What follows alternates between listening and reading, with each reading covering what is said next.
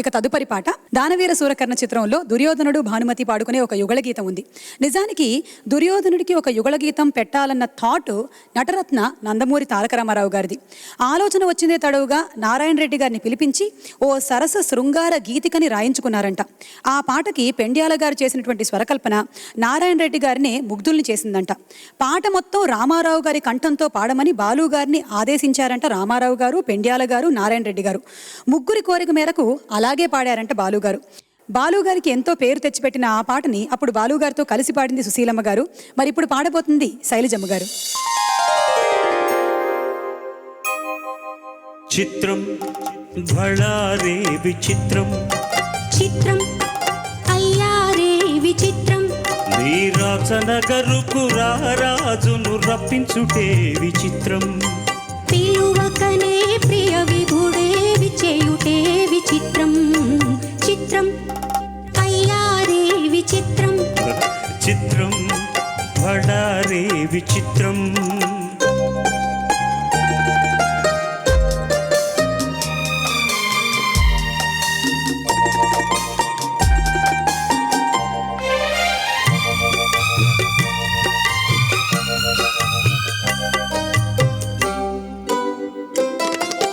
రాచరికపు జిత్తులతో రణతంత్రపుడెత్తులతో,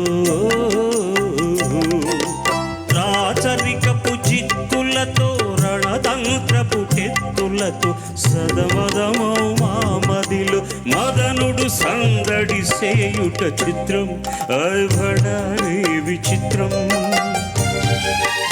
ఎంతటి మహారాజైనా, ఎంతటి మహారాజైనా ఎప్పుడో ఏకాంతంలో ఎంతో కొంత తన కాంతను స్మరించుటే సృష్టిలోని చిత్రం, భడారే విచిత్రం. అయ్యారే విచిత్రం.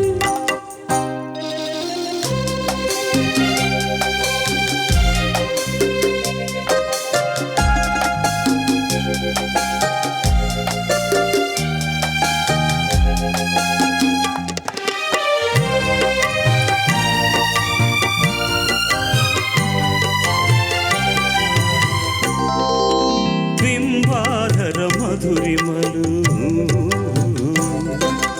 దిగి కౌగిలి ఘుమఘుమలు,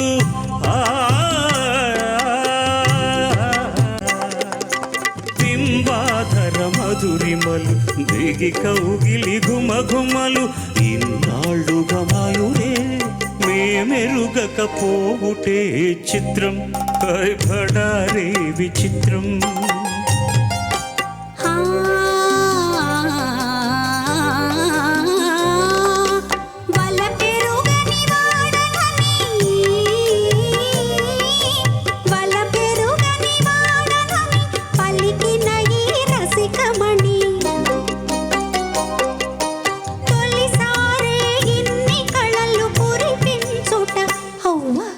నమ్మలేని చిత్రం, అయ్యారే విచిత్రం, భడారే విచిత్రం. అయ్యారే విచిత్రం, అయ్యారే విచిత్రం, అయ్యారే విచిత్రం, అయ్యారే. ఎప్పటికైనా ఈ పాట నిజంగానే చిత్రం, విచిత్రం, అద్భుతం. బాలుగారు, ఆ రోజున మిమ్మల్ని రామారావు గారి వాయిస్ ఇమిటేట్ చేసి అలాగే పాడమని చెప్తే మీకు అది కష్టంగా అనిపించిందా? యాక్చువల్గా పాడమని ఎవరు చెప్పలేదండి. అప్పటికీ నాకు అలవాటైన ఆయనకి ఎలా పాడాలో తెలుసు. ఈ పాత్ర గురించి ఆయనకు ఇది ఒక ముద్దుబిడ్డ ఈ పాట. ఎందుకంటే ఇంతవరకు ఎవ్వరూ దుర్యోధనుడికి భానుమతికి ఇద్దరి మధ్య ఒక ద్విగళ గీతాన్ని పెట్టడం జరగలేదు. అది మేమే చేసామని ఆయనకు చాలా ఆనందం. దీని గురించి ఒక జరిగిన సంఘటన కూడా చెప్పాలి. ఈ దానవీర శూరకర్ణ షూటింగ్ ఎన్ఏటివ్ సంస్థ చేస్తున్నప్పుడు పక్కనే కృష్ణ గారి సంస్థ కురుక్షేత్రం చేస్తుందన్నమాట. రెండిట్లోనూ విషయం ఒకటే, అక్కడ నేనే పాడాలి, ఇక్కడ నేనే పాడాలి. అక్కడ రాజేశ్వరరావు గారు, ఇక్కడ పెండ్యాల గారు. ఇక్కడ రిహార్సల్స్కి వచ్చినప్పుడు అక్కడ ఏం చేశారు, ఏం పాట చేశారు, ఎవరు రాశారు అని అడిగేవారు. అక్కడికి వెళ్ళినప్పుడు ఇక్కడ ఏం చేసేవారు అని అడిగి ఏం చెప్పాలో ఏం చెప్పకూడదో తెలియదు. శత్రుత్వం కాదని, కానీ ఒకే ఒక మూల వస్తువును తీసుకుని సినిమా తీస్తున్నప్పుడు దాంట్లో కొన్ని ఇలాంటివి ఉంటాయన్నమాట, వాళ్ళు ఎలా చేస్తున్నారని.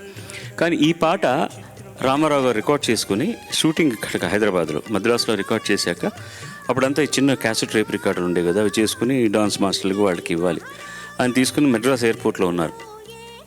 రావికొండరావు గారు వచ్చారు. అక్కడికి వచ్చి నమస్కారం అండి అనగానే ఫస్ట్ ఏం బాగున్నారా అని, ఎవరైనా దుర్యోధనుడికి భానుమతికి డ్యూయట్ పెడతారా అన్నారు. ఈయనేమనుకున్నారంటే అవతల సంస్థలు అలా పెట్టారేమో, ఇది ఈయనకు నచ్చలేదు.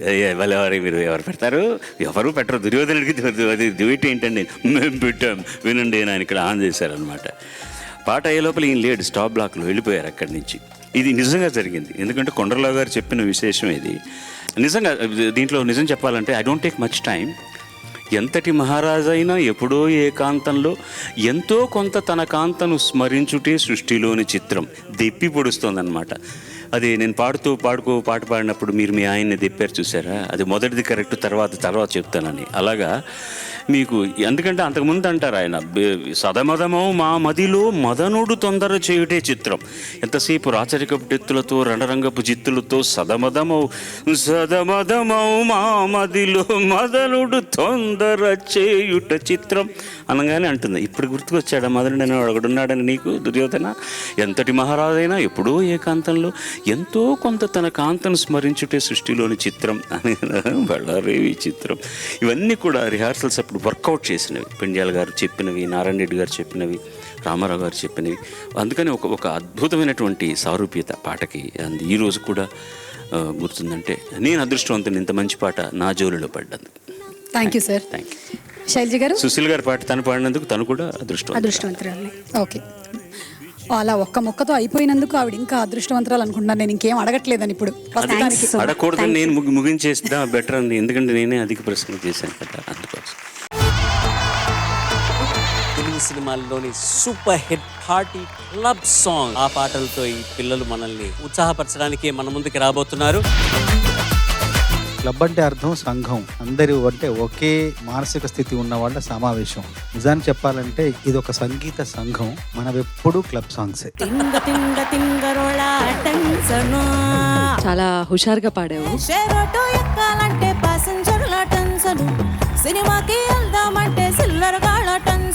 చాలా చక్కగా పాడి ఘంటసాల గారిని గుర్తు చేసావమ్మా.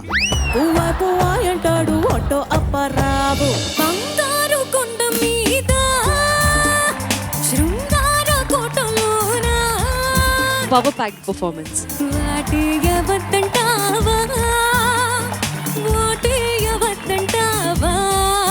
అసలు ఇలాంటి పాటల ఉద్దేశం ఏంటి? మనసుకు తేలిక, వయసుకు వేడుక. తేలిగ్గా ఉండాలి ఇలాంటి పాటలు.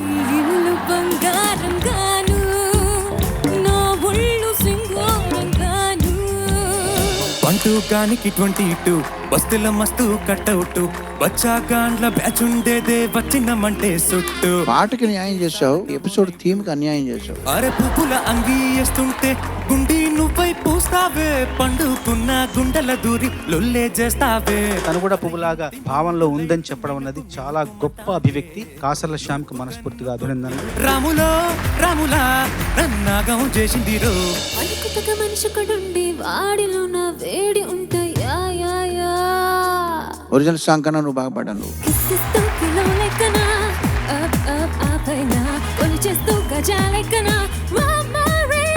Extraordinary performance Gitanjali.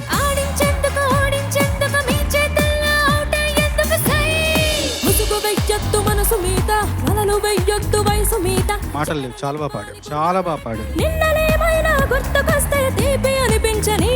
దేవిశ్రీ ప్రసాద్ గారు ఉంటే ఏం చేసేవారు తెలుసా?